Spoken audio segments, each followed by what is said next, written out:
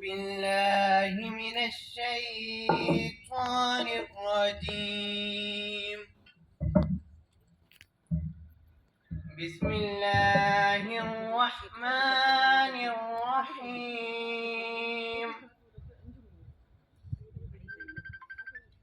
الذين يبلغون رسالات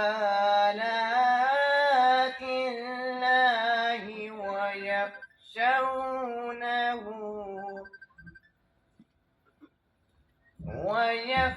ويخشونه ولا يخشون أحدا إلا الله وكفى بالله حسيبا. ما كان محمد أبا أحد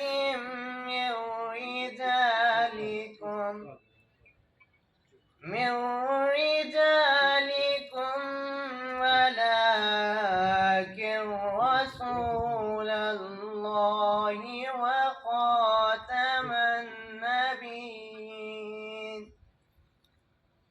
وكان الله بكل شيء عليما. يا أيها الذين آمنوا اذكروا الله ذكرا كثيرا وسبحوه بكرة وأصيلا. هو الذي يصلي عليكم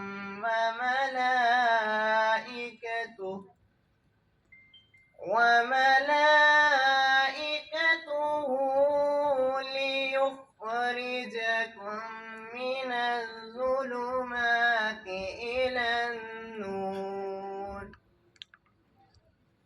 وكان بالمؤمنين رحيما.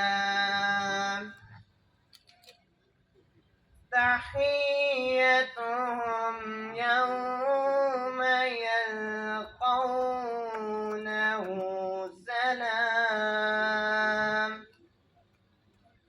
سلام وأعد لهم أجرا كريما. يا أيها النبي إنا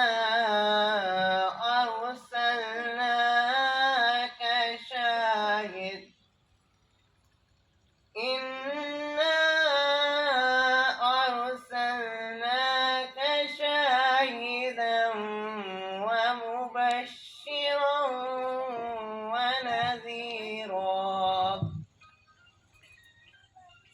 وداعيا إلى الله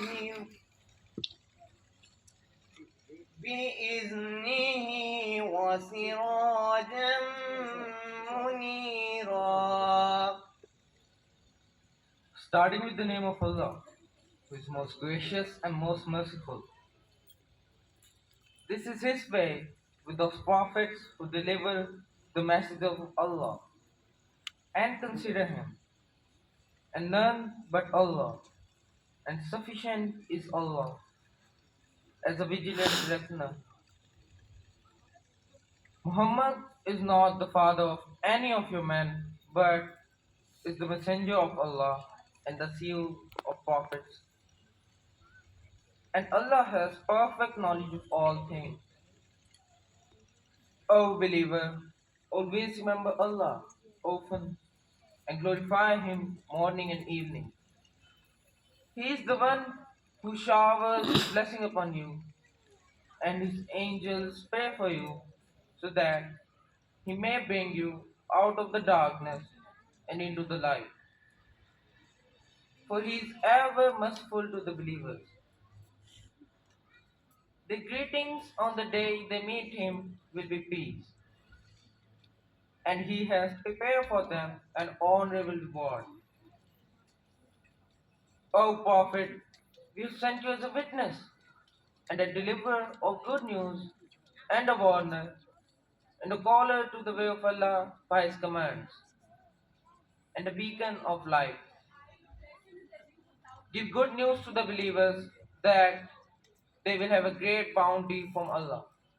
صدق الله العظيم.